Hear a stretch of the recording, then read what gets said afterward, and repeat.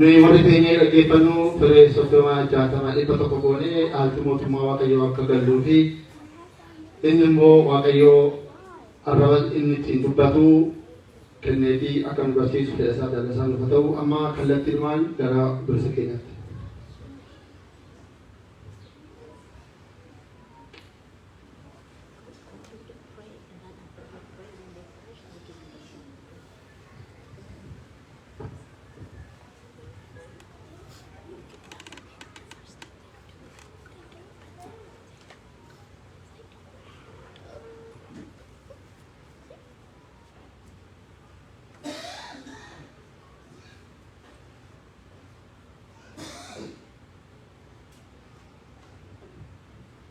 Makaba kanilma kanapura kulkullu wakatoko amin kabajamu abba keenya suuraa galataa luba Saamu'eel jaalatamtoonni maatiiwwan Waaqayyoon kan jaallatan Waaqayyoo si guddaa kan isin jaallatu nagaa Waaqayyoo akkam bultanii akkam jirtu akkam turtanii Amin Waaqayyo Waaqa keenya isa haalota hundumaa irra caaluu fi mo'uu jaalala isaatiin mana isaatti walitti nu qabee maqaa isaa akka galateeffannu soora lubbuu keenyaa kan ta'e sagalee isaa akka dhageenyu sanuu iyyame sanaaf haa ta'u. Egaa guyyaan har'aa kun guyyaa guddaadha. Guyyichi guyyaa dhugumatti Kiristiyaana kan ta'e hundumaa fi dinqisiisaa fi guyyaa ajaa'ibsiisaadha maqaa ta'ee fi baga guyyaa 50ffaa ayyaana Piraakilixoosiin isin ga'e. Dhugumatti guyyaani kun Kiristiyaanaa fi guyyaa guddaa ta'uu isaarraan kan ka'e namoonni baay'een guyyaa itti manni Kiristiyaanaa dhalatte jedhaniitu waamu. Sana duwwaa miti guyyaa itti tajaajilli afaan adda addaatiin kennamuudhaaf dubbiin sagalee Waaqayyoo kaabaa hamma kibbaatti hamma lixaatti eenyummaadhaan bifaan sanyiidhaan osoo hin ta'in jaalala Waaqayyootiin labsamuudhaatii fi tajaajilli qooqaa adda addaa guyyaan itti eebbifamee international inauguration tajaajila gosa qooqaa adda addaa jennee guyyaatti ilaaluu dandeenyudha. Guyyaan kun guyyaa guddaadha waliif. Keessattuu warra Jiwuushirraa kan hafe saba Waaqayyoo jedhamee kan waamame hin turre. Kanaaf hundumtuu Jiwuushii fi warra amaneef warra waamameef warra waamamne utuu hin ta'in dhalli namaa tokkummaan mootummaa Waaqayyoo argachuuf guyyaa itti nuuf kenname maqaa ta'ee fi guyyaan kun guyyaa dinqisiisaa guyyaa guddaadha jennee ilaalla. Egaa barnooti keenya irraas kan warratti kan xiyyeeffatu ta'a. Mata duree fudhannee kan kaanus hafuurri qulqulluun nu dandeessisaa kan jedhudha. Eenyutu nu dandeessisaa? Hafuura qulqulluu. Hafuura qulqulluun eenyuun dandeessisa jechaa jirraa? Eenyuun uniin dubbii kana qalbeeffadhaatii ilaalaa. Itti seensa barnoota keenyaa godhannee kan kaanus hojii ergamootaa boqonnaa 2 lakkoofsa 1 kaasee akkas jedha. Ayyaanni guyyaa 50ffaa inni Pentekoostee jedhamee beekamu yommuu ga'e hunduu iddoo tokkotti walitti qabamanii turani. Dingata uursaanii waaqarraa akka bubbee bubbisu dhaga'ame. Manicha isaan keessa jiranis guute. Arraba ibiddaa kan fakkaatan isaanitti mul'atan. Gargar tamsa'anis wanti akka arraba ibiddaa kun tokko isaaniirraa ka'an. Yemmuus hundumti isaanii hafuura qulqulluudhaan guutamani. Akka hafuurichi dubbachuu isaaniif kennetti afaan garaagaraatiin dubbachuu jalqabanii Waaqayyoof galanni guddaan haa ta'u. Hafuurichi akka isaan dandeessisetti dubbachuu jalqabanii. Akka beekumsa isaanii, akka barnoota isaanii, akka taayitaa isaanii, akka filatamuu isaanii iyyuu hin turre akka eenyu dandeessisetti dubbachuu jalqabanii akka afurichi dubbachuu isaaniif ibsetti dubbachuu jalqabanii eenyu bartoonni warri gooftaan keenya addunyaa keessaa isaaniin filatee isaaniin waame. Kanaaf egaa ayyaanni kun ayyaana itti taateen ajaa'ibaa guyyaa tokko gaafasiif duwwaa otoo hin ta'in baraafi warra lafa sana ta'anii isaaniif bu'ee duwwaa otoo hin ta'in warra qooqa adda addaa dubbannu sanaafi akka uniif ta'uuf guyyaa itti hafuurri bu'eedha. Kanaaf hafuurri qulqulluun nu dandeessisa jennee dubbii sagalee Waaqayyoo baranna. Ayyaanni kun ayyaana guddaa ta'uu isaa manni kiristaanaa keenya yommuu lafa keessee ayyaanota gooftaa keenya Yesuus Kiristoos baay'ee kabaju keessaa ayyaana gurguddaa gooftaa keenyaa kan jedhaman 9tu jira. Ayyaanni guyyaa 50ffaa kun warra gurguddaa sana keessaa tokkodha. Ayyaanota gooftaa keessaa warra gurguddaa keessaa ayyaanni guyyaa 50ffaa isa tokkodha. Ayyaanni kun maqaa baay'eedhaan beekama. Tokkicha maqaa dhibbaan namni keenya yommuu waan jaallatu waamu. Ayyaanni kun maqaa baay'een beekama. Ayyaana guyyaa 50ffaa jenneerraa karaa gama biraatiin akka ammaa hojii ergamootaa boqonnaa 2 lakkoofsa 1 irratti argine qulqulluun Luqaas waa'ee ayyaana kanaa yommuu dubbachuu jalqabe maal jedhee ayyaanni guyyaa 50ffaa inni Pheenxeqoosxee jedhamu sun jedhe. Kanaaf ayyaanni kun Pheenxeqoosxee jedhamees ni waamama. Asirratti argineerra caqasa maarraati. Ayyaana Pheenxeqoosxee beektu? Pheenxeqoosxee beektu dhageessanii beektu? Maalitti dhageessan? Warra keessatti guddanne beektu tarii yoo namantii kan biraa horii yaadan jettan warra Pheenxeqoosxee yaadaa yoo ta'e. Pheenxeqoosxee jechi jedhu kun jalqaba gaafa guyyaa 50ffaa hafuurri qulqulluun bartootaaf bu'e yoo tun taane isa dura fagaatee gara dugda duubaatti yoo deebinee ilaallee warri Yihuudootaa ayyaana isaanii bara dheeraaf kabajachaa turanidha. Hojii seera keessa deebii boqonnaa 16 lakkoofsa 9 seera Lewwotaa boqonnaa 23 lakkoofsa 15 irratti yoo ilaalle warri Yihuudootaa waggaadhaa waggaatti lafa jiran biyya kamirraatiyyuu guyyaa isaanii gara biyya isaanii gara Yerusaalemitti itti deebi'an 3tu jira. Isaan keessaa tokko Pheenxeqoosxee kanaadha. Innis ayyaana midhaan haaraati.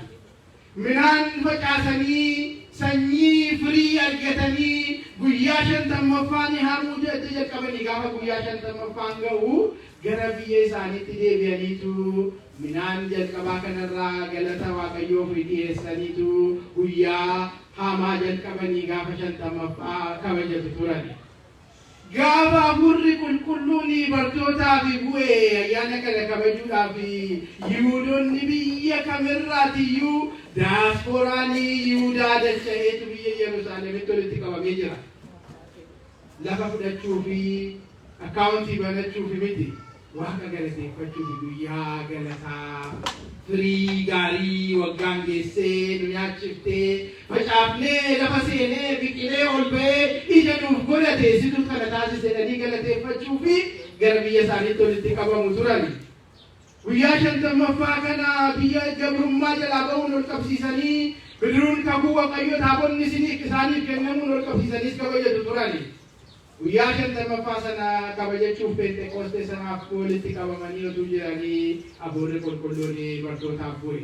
Kan isin ajaa'ibu jarri sanyii midhaanii yookaan midhaan haaraa kabajachuu firii haaraa kabajachuu dhaqanii ofiiyyuu firii haaraa ta'anii hafuura qulqulluun booji'amanii galanii Waaqayyoof haa ta'u. Guyyaa 50ffaan uniif immoo guyyaa itti gooftaan keenya fayyisaan keenya Yesuus Kiristoos eega du'a mo'ee gabrummaa du'aa barbadeessee ka'e gara samiitti gaafa guyyaa 40ffaa ol ba'ee gaafa guyyaa 10 isa booda immoo walumaa galatti gaafa guyyaa 50ffaa edda du'aa ka'e immoo guyyaan inni itti hafuura qulqulluu bartoota isaaf kennedha. Kanaaf ayyaanni kun ayyaana Pheenxeqoosxee guyyaa gooftaan du'aa ka'ee 50ffaa isa ta'u akka aadaa warra Yihuudii sanatti guyyaa 50ffaa isaanii sanarratti waan ta'enis ayyaana Peentekoostes jennee kabajanna. Irra caalaa garuu ayyaana kana kan beeknu maqaa ittiin baay'ees jaallannu tokko immoo qabna. Innis Pharakletos. Kanaaf baga ayyaana Pharakletosiin isin ga'e jennee jalqabne. Ayyaana Pharakletos Peentekoosteen afaan Giriik, Pharakletosiin kunis afaanuma Giriikiiti. Pharakletos jechuun immoo jajjabeessaa, gorsaa, geggeessaa jechuudha. Gooftaan keenya maqaa kanaan hafuura qulqulluu yommuu waamu wangeela qulqulluu Yohaannis boqonnaa 14 lakkoofsa 16 irratti akkas jedha. Ani abbaa koo nan kadhadhaa, innis akka inni bara baraan isin wajjiniin jiraatuu fi jajjabeessaa yookaan Pharakletos isiniif ergaa. Innis hafuura dhugaatii jedhee gooftaan keenya waa'ee isaa dubbate. Kanaaf egaa ayyaanni kun ayyaana guddaadha. Ni dubbii jajjabinaa yaada. Dubbii jajjabinaa. Jajjabaachuun nu barbaachisa. Jajjabinni yeroo hundumaarra caalaa yeroo kana baay'ee akka nu barbaachisu waan isinitti nu barbaachisu natti hin fakkaatu. Kan nu jajjabeessu, kan nu gorsu, kan nu geggeessu, kallattii nu agarsiisu yeroo hundumaarrayyuu caalaa yeroo ammaa kana nu barbaachisa. Kanaaf waa'ee ayyaana Pharakletosii kana bartootaa fi waan ta'e waan dinqiidha. Karaa isaaniis nuuf ta'e ajaa'iba. Garuu sanarra caalaayyuu immoo hafuurri qulqulluun nu jajjabeessaa, nu dandeessisa jennee jireenya keenya irraa keessattis hammam geggeessaan hafuura qulqulluu akka nu barbaachisu ilaaluutu nurra jira. Jajjabinni kun yeroo tokko yeroo mana Waaqayyoo keessa jiraannu dhugaadhumatti nu galuu dhiisuu danda'a. Qulqulluun Phexros gooftaan Yesuus Kiristoos nan du'aa yeroo sana nan fannifama, yeroo sana immoo isin immoo hin bittinnooftu sodaattuun baqattu jennaan qulqulluun Phexros maal jedhe? Yoo du'allee taate si wajjin nan du'a malee ani sirraati addan ba'uu jedhe. Waan na jabaate itti fakkaatee ture. Jabaadheera, dhaabadheera, si filadheera, si duukaa bu'eera. Du'a taate illee lubbuu koon kenna malee sirraa addaan hin ba'u ani jedhe. Akkas ta'ee argameera gaafa dubbittiin geesse. Nama kana hin beekuyyuudha jedhee amma ganatti ga'e. Jajjabaanneerra seena jara keenya yeroo baay'ee jirra jenna yeroo baay'ee waan jabaanne nutti fakkaate. Garuu dubbiin yommuu geessu, dhugaan yommuu qoramtu yeroo baay'ee hir'annee hanqannee argamna. Kanaaf dubbii jajjabina kanaa yommuu haasofnu hafuurri qulqulluun nu dandeessisa. Kanaafiyyuu kennaa hafuura qulqulluu kana galgalaa ganama gara Waaqayyootti bu'uu qabna jennee yommuu haasofnu oduu haaraa nutti fakkaachuu hin qabu. Dubbiin hafuura qulqulluu mana kiristaanaa adda addaa keessattiyyuu baay'ee kan haasa'amu barsiifamu miti. Hundumtuu yaadda waa'ee isaa. Yoo yaaddani waa'ee Waaqayyoo Abbaa baay'eetu barsiisa. Waa'ee Waaqayyoo Ilmaa Gooftaa Yesuus Kiristoos baay'eetu dubbata. Waa'ee hafuura qulqulluu kennaatu naa bu'e eeggiin inni kaan yoo afaan dubbachuuf inni kaan raajiin ta'echuuf yoo dubbate malee dhugaadhumatti kennaa hafuura qulqulluu kana akka Waaqayyootti Waaqa Abbaa fi Waaqa Ilmaa wajjin walqixa Waaqa sadan Waaqa tokko yommuu jennu maqaan sadii qaamaan sadii waaqummaan Waaqni keenya tokko jennee yommuu waamnu hafuura qulqulluun Abbaa fi Ilmaa wajjin Waaqa ta'uu isaa sirriitti beeknee amannee itti jiraachuu qabna. Amma garuu qaamaan Abbaa wajjin Ilmaa wajjin walqixa ta'uurraa kennaa hafuura qulqulluutiin irratti xiyyeeffanne.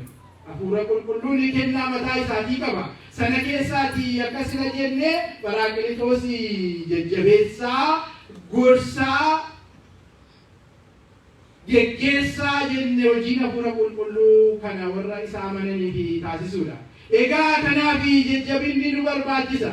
Giftii Maariyaamiin wangeela Luqaas boqonnaa 1 irratti qulqulluun Gabri'eel dhufee nagaan siif haa ta'u Waaqayyo duratti jaallatamteetta yommuu ittiin jedhu egasii booda ilma deessaa yommuu ittiin jedhu maal jette? Kun akkamittiin ta'uu danda'a? Hafuurri qulqulluun namootuma mucaa waggaa 15 turte dubroo waggaa 15 yommuu qulqulluun Gabrieel Waaqayyoon gadameessa keetti baataa ittiin jedhe. Dubbiin kun dhugumatti dubbii guddaa hin yaadamneedha sammuu dhala namaanii gochuu miniiti. Hafuurri qulqulluun garuu namoota akka qofa akka keessanii ordinary people fuudheetu wanna ajaa'ibaa wanna hin yaadamne wanna hin danda'amne extraordinary isa jennu sana taasisa. Namootuma akka keenya warruma dadhaboon wanna dinqisiisaa godha. Hafuurri qulqulluun giftii maaramiidhaan yeroo kana ergamaan Gabri'eel hafuura qulqulluutiin ta'a wanni kun humna kee miti kan ilaalamu umurii kee miti kan ilaalamu hanqina kee yookaan abbaa manaa dhabuu kee miti humna hafuura qulqulluutiin ta'a. Hafuurri qulqulluun nu dandeessisa moo nu dandeessisu? Nu dandeessisa. Giftii maaramirra dandeessise dubroo waggaa 15 Waaqayyoon gadameessa isheetti baachuu ishee dandeessise. Gideon kan jedhamu tokko yooti daballe warra kakuu moofaa keessa Gideon macaafa abboota murtii boqonnaa 6:34 irratti Gideon irraa hafuurri qulqulluu bu'eera. Gideon jabaa garuu ijoollee ture. Jabina isaa nama hin beekne sabni isaa warra Midiyaaniin qabamee gabroomee gidiramaa yommuu jiru Gideon dhokateetu qamadii haama ture jedhan. Ergamaan Waaqayyootti dhufee jabaa loltuu cimaa nana ittiin jennaan waa'ee eenyumaa isaa irraa ani sanyii koo sanyii jira gadi xinnoo mana abbaa koo keessatti isa quxisuu gadi aanaadha. Isa kamiin jabaa jechaa jirtaa jedhe ergamaa Waaqayyootiin. Yeroo kana ergamaan Waaqayyoo humni Waaqayyoo akka isaa wajjin jirutti mee Gideon amanee fudhachuu didee Waaqayyoon nu baay'ee qore. Dhumatti garuu macaafa abboota murtii ammasiin jedhe boqonnaa 6:34 irratti hafuurri qulqulluun Gideon irra yommuu buletti Gideon malakata isaa fudhatee jedhee iyyee waame saba isaa. Inni sila dhokataa ture maal afuufe? Malakataa fi yaa afuufe yaa gottaa Waaqayyoon nu dandeessisaati jedheetu ummata isaa gabrummaa jalaa baase. Maaltu taanaan kana godhe? Inni sila xinnaanii gosa xinnoo kiyaan dhaladhe gadaana lafiin jedhe. Hafuura qulqulluutu irra buleennaan Gideon miti saba Waaqayyoo. Hafuurri Waaqayyoo humni hafuura Waaqayyoo yommuu nurra bulu wanna gochuu hin dandeenye gochuu dandeenya. Lafa ga'uu hin dandeenye ga'uu dandeenya. Humna keenya qabeenya keenya baay'ina keenya miti. Mana kiristaanaa keenya viillaa isaa kaatedraalii isaa illee miti. Abbootaa fi obboloota gurguddoof jaboo namoota baataa isaa iddoo qabaachuu keenya miti. Hafuurri qulqulluun yommuu nu wajjin ta'u isa Waaqayyoon nu waame sana taanee argamuu dandeenya. Gideon inni gadaanaa lafiin jedhe saba isaa inni dhokataa ture iyyee waameetu hojii hafuura qulqulluu addunyaatti beeksise. Kanaafi hafuura qulqulluun baay'ee akka nu barbaachisu karaa baay'ee ilaaluu dandeenya. Kakuu haaraa kana lamaan egzaampilii isinii kaase. Gooftaan Yesuus Kiristoos hafuura qulqulluun akka isaaniin barbaachisu irra deddeebi'ee bartoota isaatti himee amansiisee inni guddaan garuu waa lama isinii kaasee darbuun barbaada. Wangeela Yohaannis boqonnaa 16:12 irratti akkas jedha. Ammayyuu waan ani isinitti himuu barbaadu baay'een qaba. Isin garuu amma baachuudhaaf hin dandeessani. Hafuurri dhugaa sun yommuu dhufutti garuu hundumaa akka hubattaniif isin geggeessaa jedhe. Ammayyuu waan ani isinitti himuu barbaadu waan baay'een qaba. Ammayyuu yommuu jedhugaa dubbii kanarraa waan hubannu maayini yeroo baay'ee itti haasa'ee yeroo baay'ee itti himee yeroo baay'ee isaaniin barsiisee dubbii arraba isaatiin duwwaa utuu hin taane hojii harka isaatiin hojjetee itti agarsiisee waa hedduu isaanitti himeetu ammayyuu waa baay'eetu naaf isin garuu reedii miti jedhe.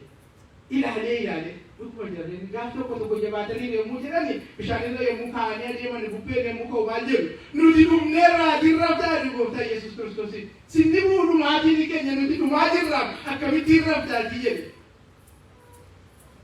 Isa jalqabaa fi fitiriitti isa jalqabaa irratti kufan.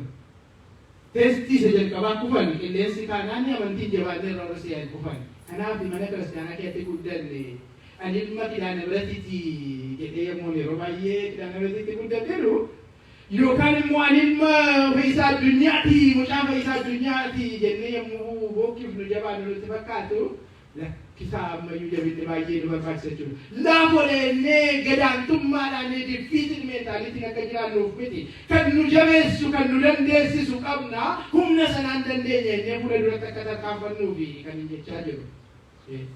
Waan baay'ee ammayyuu isinitti himuu barbaaduu qaba garuu ammayyuu isin baachuu hin dandeessanii. Fannisaa maali jedhee Hafuurri qulqulluun hin dhufaa inni yommuu dhufu hunduma isaayyuu isin dandeessisa gara sirriitti isin geessaa jedhe.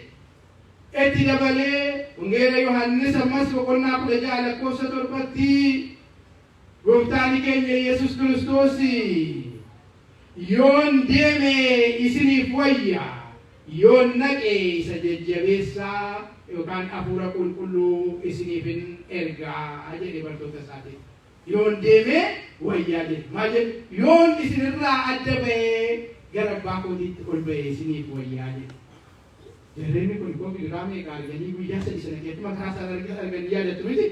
Yommuu Gooftaan du'ee owwaalame balbala cufatanii karaa gama tokko itti Gooftaa isa jabaadha Gooftaa keenya nu ajjeesanii uniin maal godha jedhanii gama biraatiin Gooftaan hin du'e kanumaan asiin nu raawwate seenaan keenya dinatti dhumate jedhanii yaadda'aa turanii sana booda Gooftaan guyyaa sadii booda du'a bu'ee ka'ee argatanii gammadanii wajjin jiraatanii guyyaa 40.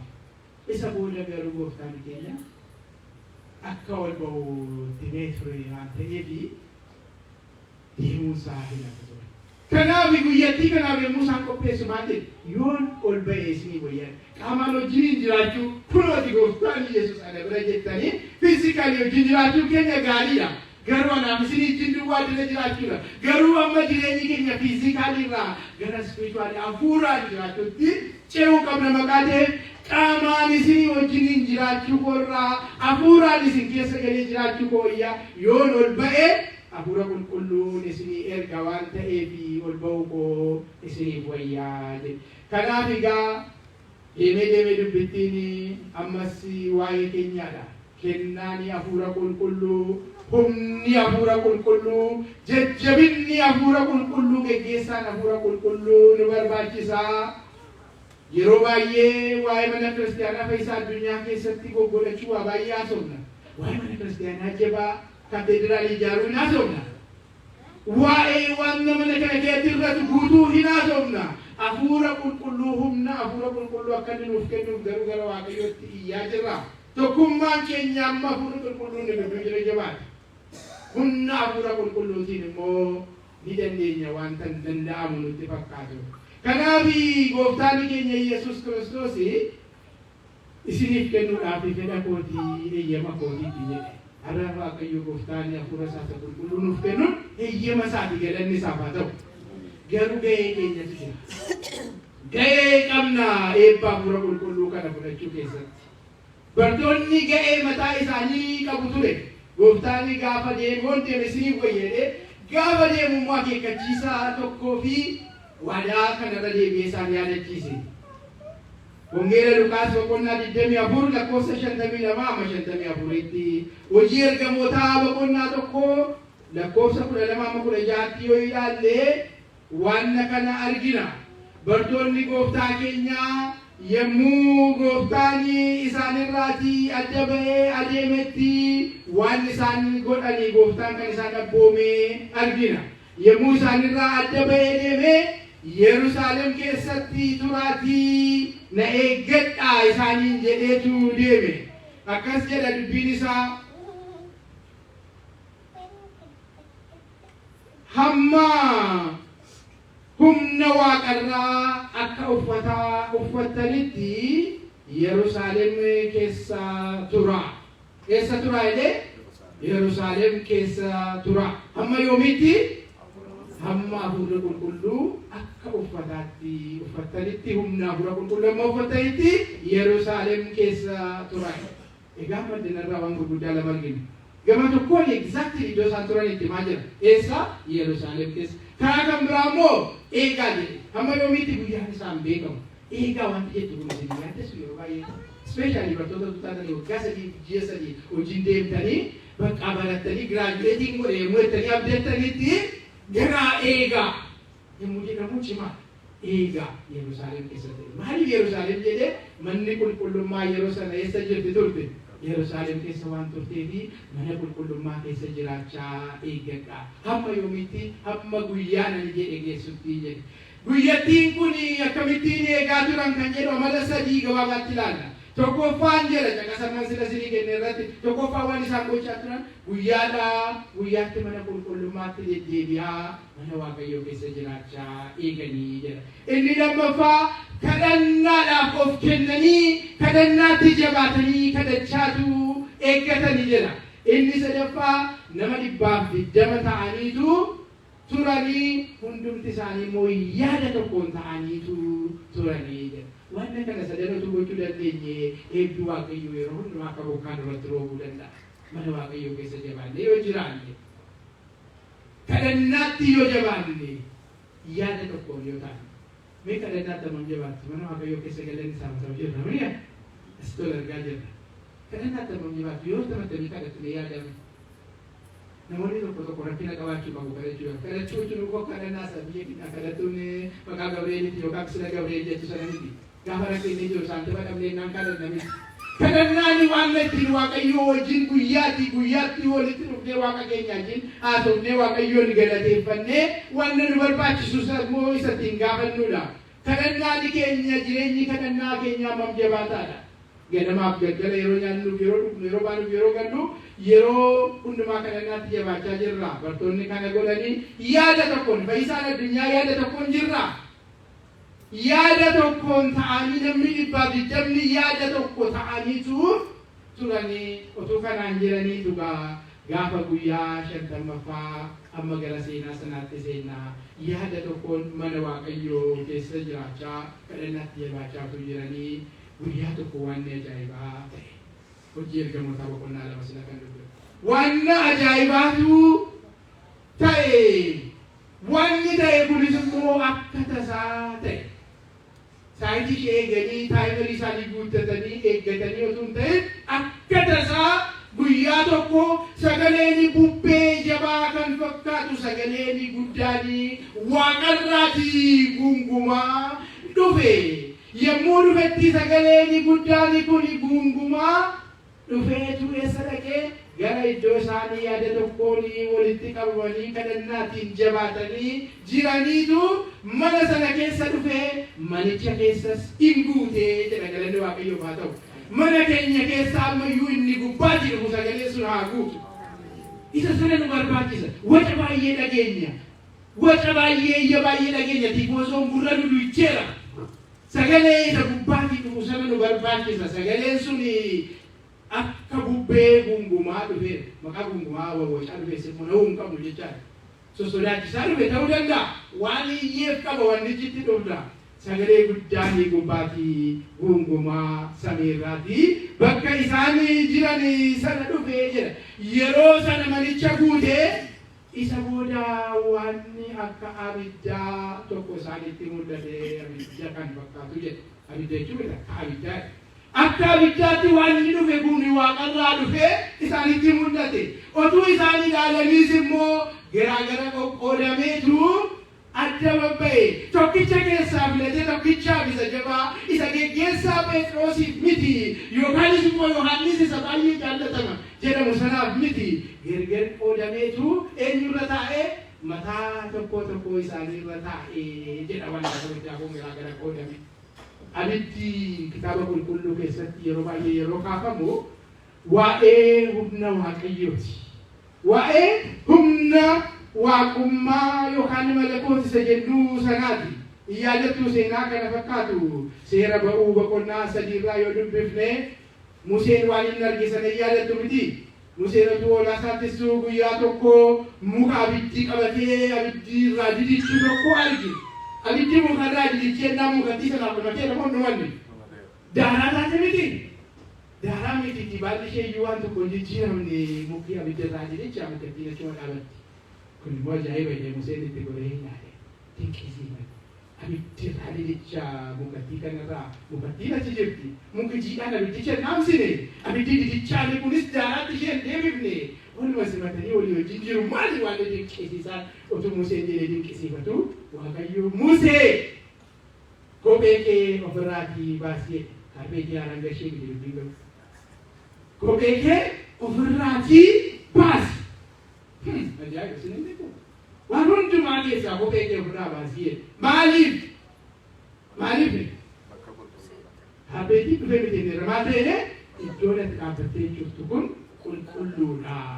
Abidda irraa didichaa jira. Humna waaqummaatu achi jira. Kanaaf kophee kee ofirraa baasi. Maal jechuudha? Ulfina kee dhiyeessi. Mana namaa yommuu danda'an gaaffii malee kophee dhiisi tokkee no wuli filooriidha utuu jedhanii iddoo ofirraa baasu. Bataskaana eeguudhaan nu garuu ofirraa baasuun akka gaaffii meeqa nu ga'eetti kaasu yaadatu. Humna waaqayyootu addana jira nan kabajannee ofirraa baafna malee waan manicha waaqessinuuf miti kan namoonni gowwummaa naasaan tokko. Dubbiin gara abiddichaatti deebinaa Museen abidda kana arge abiddi suni mukicha hin gubne. Bartoota kana duuba buutota gooftaarraa abiddi suni tokkichi dhufe sun garaagara qoqqoodameetu mataa tokko isaaniirraa qubate. Yeroo kana abiddichi isaanii hin gubne akkuma muka sana Museen arge sana hin gubne akkuma giiftii Maariyaamiin abidda waaqummaa kan ta'e gooftaa Yesuus Kiristoosiin baattee abiddi waaqummaa sun ishee hin gubne isheenis baachuu hin dadhabne hafuurri qulqulluun ishee dandeessise sana. Ammas hafuurri qulqulluun bifa abiddaa kanaatiin kennaan hafuura qulqulluun ta'e mataa isaaniirra bulee isaan hin gubne sodaa isaanii isaanirraa gubeera yaaddoo isaanii isaanirraa gubeera. Of doksuu isaanii isaanirraa gubeera ta'uu danda'a jara garuu hin gubne galanni Waaqayyoof haa ta'u. Eegasiitii booda hundumti isaanii hafuura qulqulluudhaan guutamanii jedha. Eenyu fa'i warri guutamaa jiran kun abbatiin dhalaa ilaalaa gadi biikan ajaa'iba. Hafuura qulqulluun warri guutaman kun waan hundumaa dhiisanii gooftaa Yesuus Kiristoos duukaa warra bu'anii. Infaakti gooftaan Yesuus Kiristoos isa durayyuu yeroo adda addaatti hafuuraan isaan guutuu isaan dhageera. Gaafa ija isaanii yookaan sammuu isaanii badeef jennee yeroo darbe baranne hafuura itti baafatee hafuura qulqulluu fudhadhaa jedhee kennaa hafuura qulqulluun hubannaa isaanii badeef. Jarreen kun gooftaa Yesuusin reefuu fudhatu. Kiristiyaanummaa yookaan Waaqayyoon reefuu baru miti. Kennaa addaatu isaaniif dhufe jechuudha. Kanaaf anoo guutameera, anoo beekaa, anoo raajiidha, anoo abbaa amantiiti, anoo barsiisaadha jennee warri yaadu. Humni hafuura Waaqayyoo kennaan hafuura Waaqayyoo karaa adda addaan yeroo adda addaatti nuuf kennamuu danda'a. Kennaan hafuura Waaqayyoo kennaan hafuuraa bu'ee namaaf yemmuu jennu warri Ortodoksii wareeruu hin qabnu jechuudha. Dubbiin kun nu barbaachisa. Kennaa hafuuraa yeroodhaa yerootti. Wanni Waaqayyo nuun hojjechuu barbaadu waa baay'eetu jira. Faarfataan sun yookaan faarfattuun suni addanarra yommuu dhaabattu hafuura qulqulluudhaanii hafuura qulqulluu galateeffachuuf kennaan hafuura qulqulluu yeroo inni itti guutu keessa guutu jiraachuu danda'a. Ganaa ta'uu danda'a ta'eera taanaan galanni isaaf haa ta'u nu barbaachisu faarfattoonni akkasii. Amantoonni mana Waaqayyootti yommuu deebinu nagaan siif haa ta'u yaa mana Waaqayyoo jennee tasaallamnee galuu bira dabarree yaa Waaqayyoo koo har'a siichin mana kee keessa jiraadhaa gaafa nasii ba'us immoo si wajjin hin jiraadhaa ati yeroo hundumaa na keessa jiraattanii akka amananiif hafuurri qulqulluun amantii isaanii jabeessuudhaaf guutuu danda'a. Qeessotaa fi daaqonooti qiddaasee isaanii maqeessii galee borinqan tajaajilanii qaddasanii ba'uu duwwaa osoo hin taane kennaan hafuura qulqulluu uummata kiristaanaa irratti akka roobuu fi laphee isaaniirraa hafuuraatiin Waaqayyoon akka qaddasanii yookaan sirna galatoo keenya akka nu geggeessaniif isaaniif bu'uu danda'a. Inni akka kootii dana dhaabatee maqaa furiitti maqaa iyyituuf isinitti iyyuu hafuura qulqulluudhaatiin isiniin waan barbaachisu dubbii Waaqayyoo isinitti dabarsuudhaaf kennaan hafuura qulqulluu dhufuu danda'a. Abiddi sun mataa isaaniirra yommuu qubatee hafuura qulqulluudhaatiin guutamanii kennaanii hafuura qulqulluu isaaniif ta'e yeroo sana waan ajaa'ibaa sun ta'e gaaddanarratti. Hafuurri isaanirra bu'ee ibiddi sun hafuurri sun yommuu isaanirra bu'etti hundumti isaanii akka hafuurichi isaaniif ibsetti qooqa adda addaa dubbachuu eegalan. Akka eenyu ibseefitti akka hafuurichi isaaniif ibsetti. Dubbii ajaa'ibaati. Dubbiin kun waa'ee isaanii irra caalaa waa'ee keenya irratti fakkaatana. Jarreen kun si'a baay'ee guutamanii hafuura qulqulluun jabaatanii waan hundumaa dhiisanis gooftaa duukaa bu'aniiru. Anaaf isin har'a sagalee Waaqayyoo samii kan akka dhageenyuufitu hafuurri qulqulluun qooqa adda addaa isaaniif ibse. silaatiyoona Giriikii moo Ibraayistii barre moo maal taana? Yookaan immoo sagaleen Waaqayyoo achitti gaadiyamee hafeera hafuurri Waaqayyoo sagaleen Waaqayyoo akka babal'atuuf hiikee gadi dhiisuudhaaf dhufee qooqa adda addaa isaaniif ibse. Yommuu kana qooqi isaaniif ibse kun jaraaf haaraadha. Phexrosiif haaraadha waan inni haasa'e sun. Qooqi sun garuu addunyaa haaraa hin turre. Maaliif? Jarreen dhufanii dhagaan akkamitti qooqa koo dubbata namtichi kun gurbaanii Galiilaa kun namtichi Galiilaa kun jechaa turan. Kanaaf namoonni tokko hafuuraan dubbannanii waan hin jirre qooqaa raawwuu danda'u.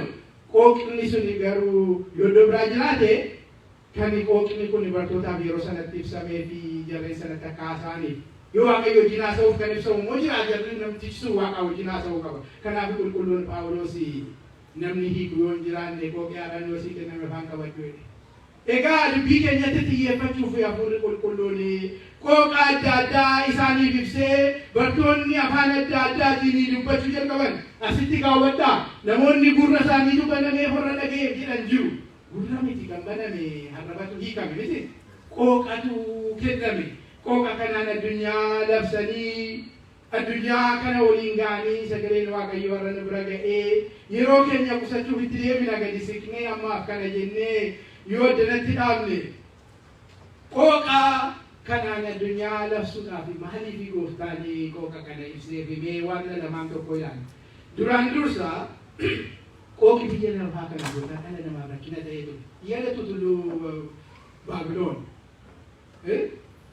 Baabiloonitti waan ta'e sana yaadattu miti. Seenaa isaa warri dubbisuu barbaadan seenaa uumamaa boqonnaa 11 keessumattuu lakkoofsa 1-9 ilaala. Gamoo yookaan gimbiin warra Baabiloonii ijaaran suni namoonni fuulummaan isaanii yommuu gurguddatee gara Waaqaatti ol ba'anii maqaa isaanii jabeessuu yommuu barbaadanii Waaqayyo maal godhe? Qooqa isaanii garaagaraa bittinneesse. Yeroo kana jarreen kun hubachuu hin dandeenye. Kaayyoonni qooqi garaagaraa bittinnaa'eef akka isaan hubachuu hin dandeenyee fi akka isaan of tuulummaa isaanii sana dhaabanii gamoo sana ijaaruu dhaabaniif ture. Egaa qooqni addanatti garaagara isaan baase. Qooqni addanatti kaayyoo isaanii fashaleesse. Qooqni addanatti walii isaanii wajjin garaagara isaanii hin babbaase. Hafuurri qulqulluun yommuu dhufe qooqa kana meetii godhee tokko godhee osoo hin ta'in namoonni qooqa adda addaan ol hubachuu akka danda'an godhe. Argitu hojii Waaqayyoo seenaa yommuu Waaqayyo jijjiiru. Qooqni adda addaa suni bareedina ta'ee bartoonni qooqa adda addaa kanaan dubbatanii sila kaayyoo inni fashaleesse qooqni kaayyoo galmaan ga'e bartoonni maaliif waamaman? Wanni bartoonni waamamaniif kaayyoo guddaa tokko wangeela Maatewos boqonnaa 28 lakkoofsa 19 irratti ergaa guddaa tokko ergamanii argina. Innis gooftaan Yesuus Kiristoos dhaqaatii maqaa Abbaa kan Ilmaatti kan Hafuura Qulqulluutiin isaaniin cuuphaatii saba hundumaa bartoota koo taasisaa jedhe. Eenyuuni? Saba hundumaa addunyaa kanarra kan jiru Oromiyaas ga'ee Afrikaa keessas darbee warra Yurooppii na dhaqu Kanaadaa seqinoo barbaade dhaqe. Ishee xinnoo gajjallaa lafa namni iyyuu hin beeku jettu karaa iyyuu qabdu miti hin dhiifnee isa addunyaa irratti beekamaas hin dhiifnee achuma Yerusaalem keessaa warra Yihuudootaati kaasee addunyaarra naanna'aatii saba hundumaa eenyuun taasisaa duuka buutota koo bakka of buusaa duuka buutota koo taasisaa jedhe. Ofii keessaa replikeetii godhaa isin duwwaa irratti kana komitii saba hundumaa. Beekan rakkoo waan kun qabu yoo ilaalle rakkina guddaa yoo xinnaate lama of keessaa qabu.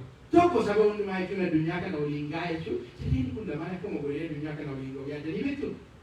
Addunyaa kana waliin ga'idha. Waan hin deemuuf hin qabachifne dubbii tanaa kan isinitti maaluuf lammata afaan isa kamiin haasa'u.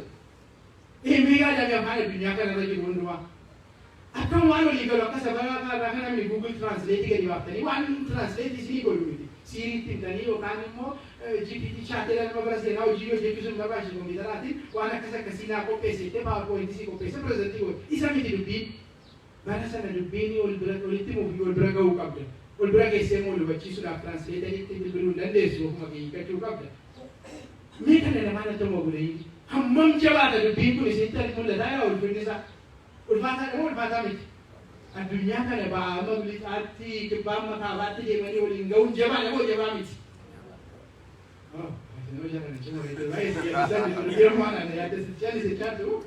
Jabaa moo jabaa miti? Afaan kana hundumaa afaan hin beekneetiin assignment akkasii tunatti kennitan yammanan fudhatan malee gooftaa kootuma godhee kana godhan jiru. Waaqayyo waan jabaa akkasii namatti kennee dandeettii isaa mul'uu danda'uudhaan fidee qooqataan ittiin danda'anii dubbatan kenneera moo kenneef? Addunyaa kana waliin ga'anii kiristaanummaan lafa namni hin jiru jettan iyyuu ga'ee jira moo hin jiru?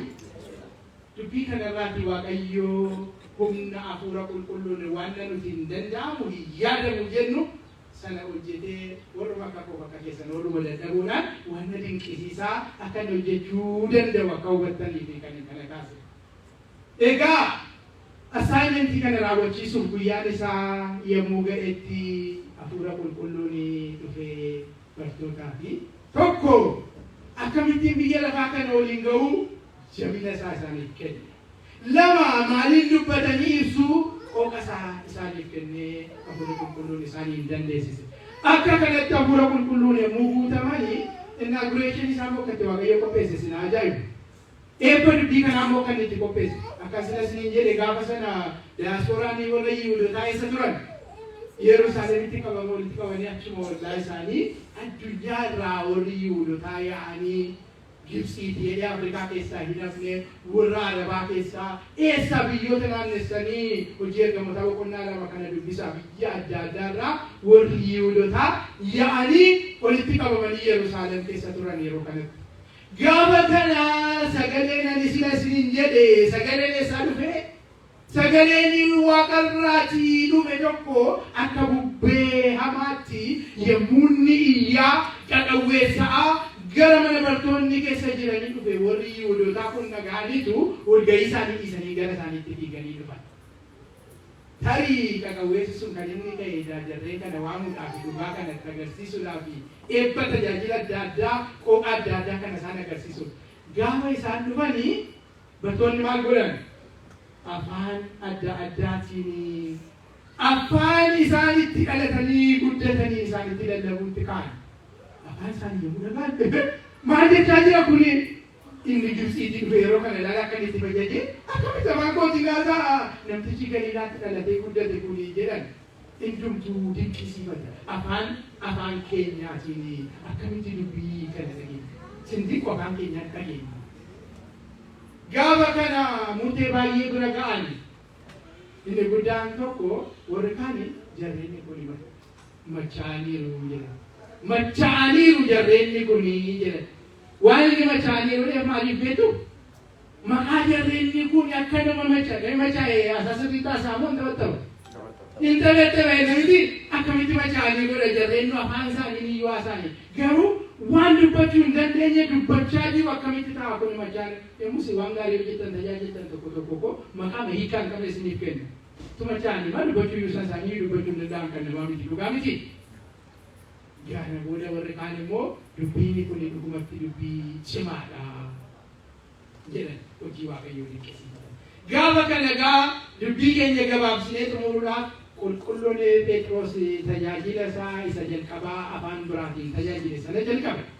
Warra Yihuudoota nana jarreena nana wanni kun akkasin jettan machiidhaan kan ka'e miti ganama reefu ganama bariidhaa jedhe.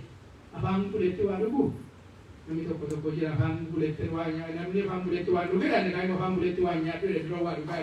Phexros maal jedhe ganama barii ganama saayitiin ganaa reefu saayitii sagal saayitiin kun saayitii dhugaatii dhuganis miti jedhe.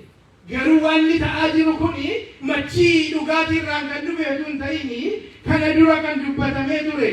Yoel raajichi kan inni dubbate Yoel boqonnaa 2 lakkoofsa 27 irraa kaastanii yoo dubbistan bara dhumaatti hafuura koo dhala namaa irratti nan dhangalaasaa jedhee Waaqayyo dubbatee ture. Isa sanatu har'a isin gidduutti ta'ee kanaaf har'a afaan keessaniin sagalee Waaqayyoo dhaga'aa jirtu. Kanaaf dubbiin kun machii irraa miti hafuura qulqulluu irraatiin kan ta'etu raawwatame jedhee gaafa sana sagalee Waaqayyoo afaan isaaniitiin dhaga'anii nama 3,000tu achumatti Gooftaa Yesuus Kiristoositti amanee kiristaana ta'ee galee jedha galanni Waaqayyoof haa ta'u.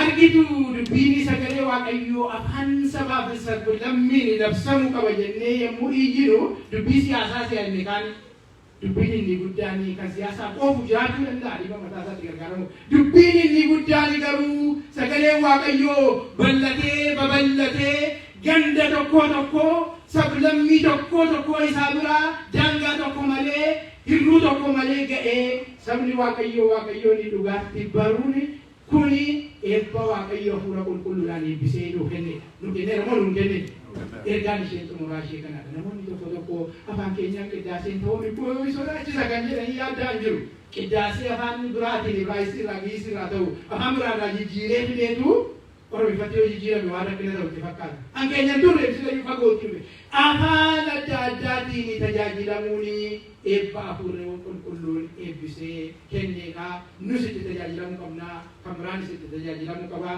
tajaajilli hafuurawaa guutummaatti afaan saba sanaa yommuu tajaajilamu sabni sun inni nama nuyi sila mataa jabaachaa ture kumbi sadii takkaatti amanee waaqayyoonni baree gara waaqayyootti deebi'e. Fayyisaa addunyaatti mana kiristaanaa moggaasinaa.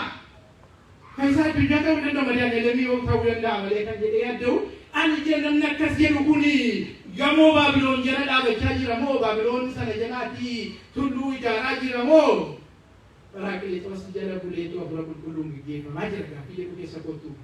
Yes gara Baabiloon gamoo sana jala dhaabatee ilaalaa irra ta'e yaadda'uu qaba afaanni kun garaagara nama qoqqooda.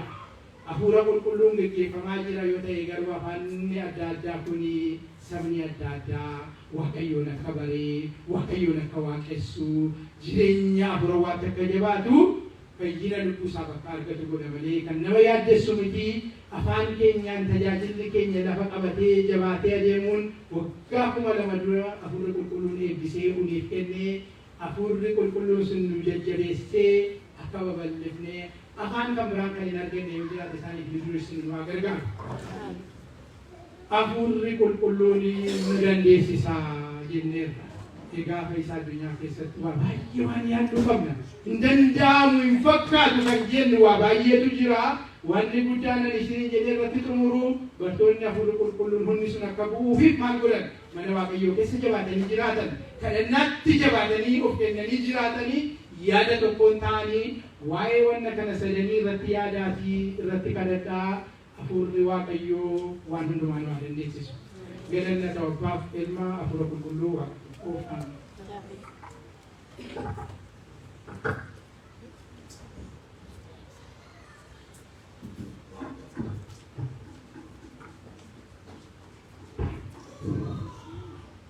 Wakaan barsiifatee wakaan gorfatee gadi guddaa ta'u akkasuma obboleessi keenya barsiisaan keenya Dr. Suleensaanii akka gaariitti nu barsiiseera waa'ee hafuura qulqulluu waa'ee qulqullootaaf kenname hawaasootaaf kenname jechuudha.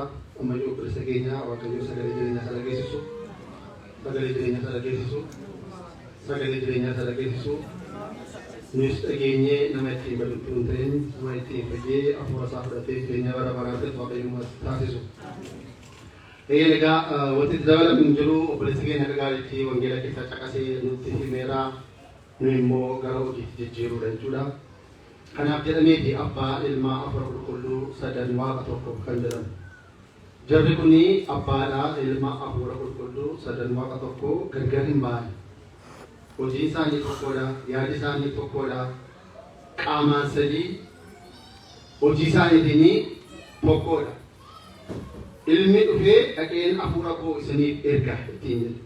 Hafuura abbaa kootiin isin erge. Hafuurri sun immoo gaafa dhufu gaafa fudhatanii waaqayyoon of keessatti argan jedhu. Kanaaf abbaa ilma hafuura qulqulluu sadan waaqa tokko. Iddoo tokko tokkotti maal jedhaa? Kan ana bira dhufe abbaa bira dhufe kan abbaa bira dhufe immoo ana bira dhufe jedha. Anaaf abbaan tokko jedha. Iddoo tokkotti immoo maal jedha? Yesuus Kiristoos mirga abbaa isaatii taa'ee nuuf kadhataa jedha. Sagamii fudhatu. Nuuf kadhata jechuudha.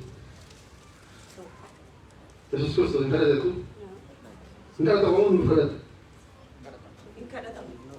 Nuuf kadhata. Yesuus Kiristoos waaqayyoodha, waaqa. Ajjeesus, balleessus, fayyisuus kan danda'u isaan. Yoo nuuf kadhata jennee akka ergamaatti ilaalle jechuudha. Ergamoonni irraa nu eegu maal jedha faarsaa Daawit keessaa ergamoonni Waaqayyoo namoota sodaatan bukkeessa hin buufatu, hin eegusi, hin fayyisisu jedha. Kanaaf ergamaa Waaqayyoo Waaqa jennee min qabne kadhanna. Ergamaa Waaqayyoo hin kabajne.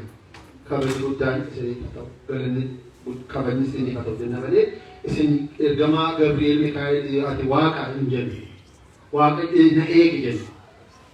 Yaa ergamaa Mikaa'el na eegi, na tiksi. Yaa qullubbii Gabriel na eegi jennu. Malee Waaqa hin jennu.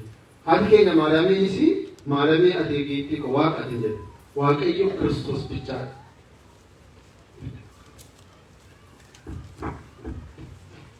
Kanaafi Kiristoos bichaadha sababa ta'eefi Waaqayyo in kadhatama malee in kadhatu nuuf hin kadhatu jechuudha. Kanaaf akka kadhata ilaallu egaa obboleessa keenya Waaqayyo bara tajaajilan isaa eebbisu amma warri faayinaansii